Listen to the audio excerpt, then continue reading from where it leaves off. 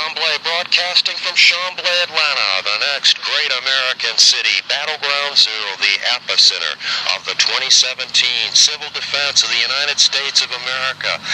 And yes, President Donald Trump was in Atlanta today for a meeting with the National Rifle Association, the NRA. And he thanked them for being with him in the 2016 presidential campaign, and he said that basically he's going to come through. And we're in the 99th day of the first 100 days of our current presidency, Donald Trump. We're following the executive orders of Donald Trump. 100 days, the mighty QUILL. Interesting article that was published today, April 28th, 2017. It's winding up on 6 o'clock in the evening. Beautiful day here in Chamblee, Atlanta. And before I get to the article, President Donald Trump is on his way, maybe there already, a fundraiser for the former Secretary of State of Georgia, who's running for the open seat vacated by our new Health and Human Services Director, Tom Price, when he was congressman from the 6th Congressional District of Georgia, which is a neighboring district of the 5th Congressional District, which is the district of our Congressman John Lewis, who our current president said is all talk and no action. This is Derekh Chamblee, Cyber Citizen Network, all talk, Trump executive action. So we expect him later at that fundraiser for Handel, the Republican candidate, against the Democratic candidate, John Ossoff. And this is truly Battleground Zero, the epicenter of the civil defense of the United States of America in 2017. And this article, very interesting. It's published by the LOBELOG, that's LOBELOG, Loeb, rhymes with globe, entitled Foreign Policy. And the headline of the article is Destroying the Planet and U.S. Leadership Along with It by Paul R. Pillar. That's Pillar. It's a lengthy article about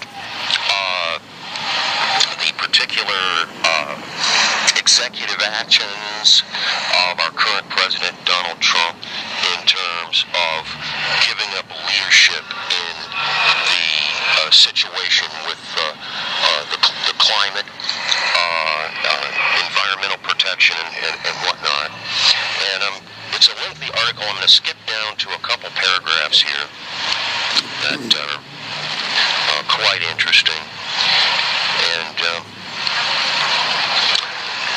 hang on here. Well, anyway, to pick up the article, but that is not enough, and the problem goes far beyond Donald Trump. It extends to much of the Republican Party, as the Post editorialists observe. The GOP is, quote, a once great American political party embracing rank reality denial, unquote. James Inhofe was throwing snowballs in the Senate well before Trump was elected. A savvy response to the deniers is to point out some of the more immediately visible economic and political consequences of the destructive approach toward climate change and the current administration has embraced, and that which the current administration has embraced. One should point out how not being in the forefront of developing renewable energy sources represents regression, not progress, for the U.S. economy, no matter how much false hope is given to Appalachian coal miners about getting jobs back. Former New York City Mayor Michael Bloomberg is a prominent political leader who commendably is adding his influential voice to this subject. One also should point out that the Trump administration's DIXON degenerate posture on energy and climate change isolates the United States internationally. The posture makes the United States an object for disdain for taking a dark ages approach toward an issue in which more than any other, everyone in the world has a stake. Anyone in the United States who professes to care about U.S. leadership in the world ought to be concerned about this, regardless of attitudes about atmospheric science. The loss of U.S. leadership is especially evident in comparison with the other of the two biggest emitters of greenhouse gases, China. Although several years ago China had a backward view of the issue of climate change, seeing it as a Western excuse for trying to retard China's economy, a notion that Donald Trump would later adopt in reverse direction by describing climate change as a Chinese hoax. Quote, hoax, unquote. Beijing is now making a concerted effort to do something about the problem. China may have already passed, as of 4 years ago, its peak use of coal.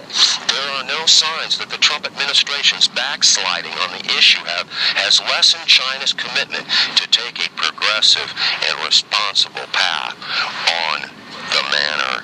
Trump's retrograde attitude toward many aspects of international order that have served the United States well has already meant surrendering much global leadership to China. His backward attitude on climate change means surrendering still more. This is Derekh Chamblee. We'll continue to update you on the path of our current president, Donald Trump. Donald Trump's path to victory from Atlanta leads to Harrisburg, Pennsylvania for a rally tomorrow. Saturday, the 100th day of his presidency, April 29th, the rally at Harrisburg, Pennsylvania, not far from the location of the PAXTON boys that led a mob on what was then the capital of the United States of America, Philadelphia, Pennsylvania. A mob on Philadelphia, the Paxton boys, from the same area that Donald Trump will be pulling people into his rally to make America great again. This is Derekh Chamblee, Cyber Citizen Network, broadcasting from Chamblee, Atlanta, the next great American city, Battleground Zero, the epicenter of the 2016-2017 civil defense of the United States of America. Thank you very much.